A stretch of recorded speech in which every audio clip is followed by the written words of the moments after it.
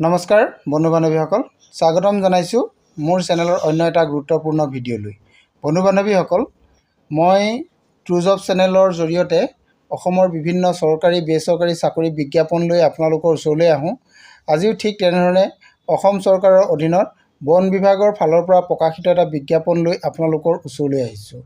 বিজ্ঞাপনটোৰ সবিশেষ জানিবৰ কাৰণে আপোনালোকে ভিডিঅ'টো শেষলৈকে চাব বুলি মই আশা ৰাখিলোঁ। ইয়াতে বিজ্ঞাপনটোত ফৰেষ্টাৰ আৰু ফৰেষ্টাৰ গাৰ্ডৰ ভেকেঞ্চিৰ কাৰণে বিজ্ঞাপন মুকলি কৰিছে বিভাগৰ ফালৰ পৰা। গতিকে এই পদসমূহ ক'ত আছে, কিমান পদ আছে, ইয়াৰ আপোনালোকৰ শিক্ষাগত অৰ্হতা কিমান প্ৰয়োজন হ'ব, এই সবিশেষ আপোনালোকে জানিব পাৰিব। তাৰ কাৰণে আপোনালোকে ভিডিঅ'টো শেষলৈকে চাব। আৰু যদি আপোনালোক মোৰ চেনেলত প্ৰথমবাৰলৈ আহিছে তেন্তে চেনেলটো ছাবস্ক্ৰাইব কৰি কাষতে থকা অল নটিফিকেশ্যনটো অন কৰি দিব, যাতে আপোনালোকে এনেধৰণৰ বিজ্ঞাপনবিলাক সৰ্বপ্ৰথমে লাভ কৰিব পাৰে। আহক আজিৰ ভিডিঅ'টো আমি আৰম্ভ কৰোঁ।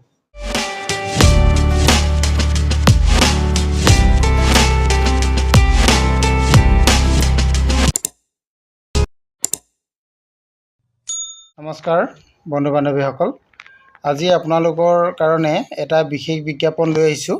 বিজ্ঞাপনটো বন বিভাগৰ ফালৰ পৰা আহিছে। ইয়াতে যিকেইটা পদ আছে মই পদকেইটা আপোনালোকক প্ৰথমে দেখাই ল'ব বিচাৰিছোঁ, কি কি পদ ইয়াতে আছে। আপোনালোকে যদি চাই পদকেইটা আপোনালোকে চাওক। প্ৰথমটো হৈছে ফৰেষ্টাৰ 1। ইয়াৰে পদ আছে আপোনালোকৰ 47টা ইয়াতে ভেকেঞ্চি আপোনালোকৰ আছে। আৰু 2 নম্বৰটো আছে ফৰেষ্ট গাৰ্ড। ফৰেষ্ট গাৰ্ডৰ আছে 110টা। টোটেল আপোনালোকৰ 157টা ইয়াতে মুঠ ভেকেঞ্চি আছে। এতিয়া আমি আহোঁ এই পদকেইটাৰ কাৰণে যিটো দৰমহা আপোনালোকক দিয়া হ'ব তাৰ কথা। প্ৰথম যিটো আমি পদ আহিছোঁ ফৰেষ্টাৰ পদ, তাৰ কাৰণে আপোনালোকে যদি চাই ইয়াতে পে' বেণ্ডটো 2 থাকিব আৰু আপোনালোকৰ স্কেলটো 14,000 পৰা 49,000 টকালৈকে থাকিব আপোনালোকৰ স্কেলটো, প্লাছ গেট পে' থাকিব আপোনালোকৰ 6,200 টকা। এইটো আপোনালোকৰ ফৰেষ্টাৰ পদটোৰ কাৰণে। আৰু ফৰেষ্ট গাৰ্ডটোৰ কাৰণে যদি আপোনালোকে চাই 14,000 পৰা 49 টকা আপোনালোকৰ স্কেল পে' থাকিব আৰু গ্ৰেড পে'টো 5,600 টকা ইয়াতে আপোনালোকৰ গ্ৰেড পে' হ'ব। আৰু এই পদকেইটাৰ কাৰণে আপোনালোকৰ এছেঞ্চিয়েল এডুকেশ্যনেল কোৱালিফিকেশ্যন আৰু ইলিজিবিলিটি ক্ৰাইটেৰিয়া এইকেইটা যদি আপোনালোকে চাই, নাম্বাৰ 1তে আপোনালোকে educational qualification. Educational qualification minimum আপোনালোকৰ বেচেলৰ ডিগ্ৰী হ'ব লাগিব, এনি ডিচিপ্লিন। আপুনি গ্ৰেজুৱেশ্যন কমপ্লিট কৰিলে BA হওক, BSc হওক বা BCom হওক বা অনাৰ্ছ হওক বা নন অনাৰ্ছ হওক, কোনো কথা নাই, আৰু সকলোৱে আবেদন কৰিব পাৰিব। আৰু ইয়াৰ কাৰণে আপুনি ইলিজিবল হ'বলৈ হ'লে আপোনাৰ বয়সটো 18 পৰা 40 বছৰ হ'ব লাগিব। এইটো কথা ইয়াতে উল্লেখ কৰা আছে। আৰু ইয়াতে SC ST সকলে 5 বছৰ ৰিলেক্সেশ্যন পাব, OBC আৰু MOBC সকলে 3 বছৰ পাব। তেনেদৰে গভৰ্ণমেণ্ট ৰুল মতে যিখিনি ৰিলেক্সেশ্যন পাব লাগে সেইখিনি আপোনালোকে লাভ কৰিব পাৰিব।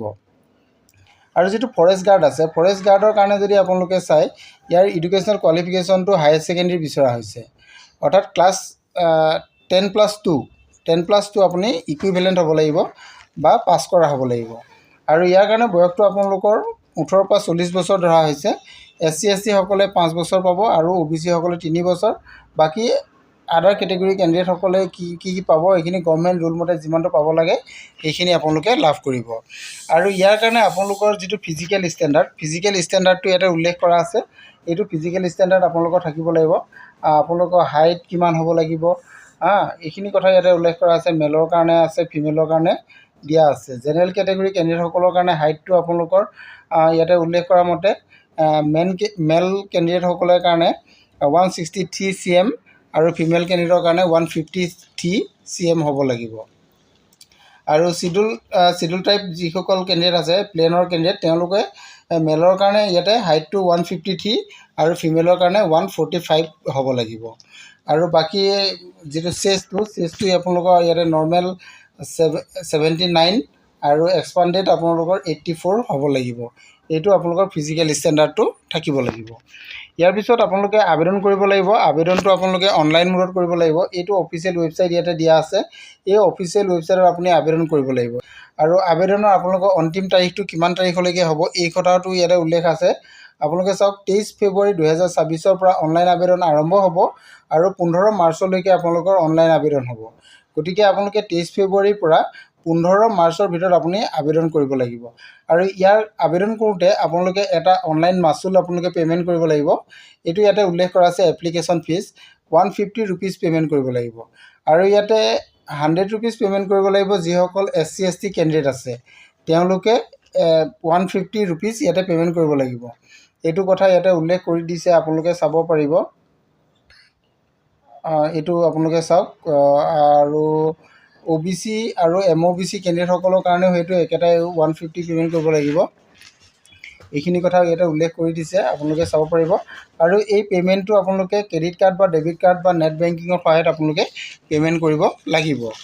আৰু ইয়াতে আপোনালোকৰ যিটো এক্সামিনেশ্যন হ'ব ইয়াৰ চিলেকশ্যন প্ৰচেছবিলাকৰ বিষয়ে ইয়াতে উল্লেখ কৰা আছে। ৰিটেন এক্সাম হ'ব, তাৰপিছত আপোনালোকৰ ইণ্টাৰভিউ হ'ব। ৰিটেন এক্সামৰ আপোনালোকৰ চিলেবাছটো ইয়াতে দিয়া আছে, আপোনালোকে চাব পাৰিব।